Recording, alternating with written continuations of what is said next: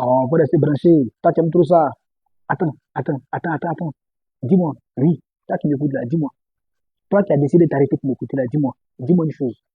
Est-ce que toi, tu peux laisser ta maman pour aller t'occuper des mamans des gens?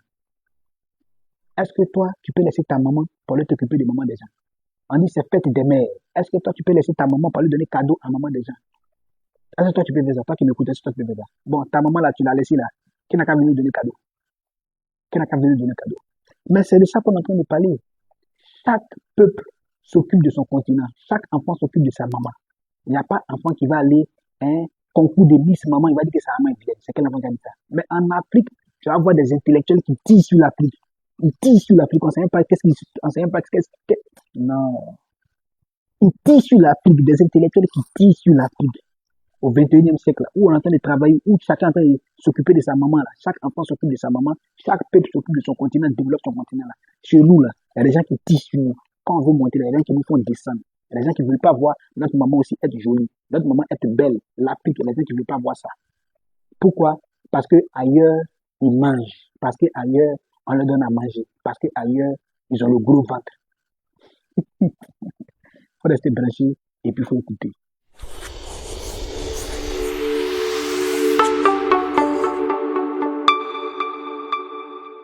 Ici, d'abord, une minute pour comprendre, une vérité pour avancer. Bienvenue dans la minute d'Abbé. Je suis Dabé Nobo, le plus jeune président de parti politique dans l'histoire de la Côte d'Ivoire et dans toute l'Afrique. Président du parti politique le Front patriotique panafricain. Par ailleurs, ancien candidat à la candidature à l'élection du président de la République du 25 octobre 2025. Je voudrais échanger avec vous sur un point important, utile, stratégique, nécessaire et fondamental pour le développement de la Côte d'Ivoire, fondamental pour la décolonisation de la Côte d'Ivoire, fondamental pour l'indépendantisation de l'Afrique et la liberté du peuple noir de façon globale, de façon définitive. Alors, il faut savoir que nous sommes en train de mener un combat pour la liberté de notre peuple. Mais le combat que nous menons pour la liberté de notre peuple est un combat qui est mal perçu au sein de nous. C'est-à-dire que nous-mêmes, dans notre rang, dans notre groupe, là, il y a des gens qui perçoivent mal ce combat-là. Bon, d'autres ont besoin d'explications, d'autres ont besoin de comprendre, d'autres ont besoin d'être informés. Et puis, à côté de ceux-là, il y a d'autres là, eux, ils savent. Mais comme ils ont faim, il y a d'autres là, eux, ils savent.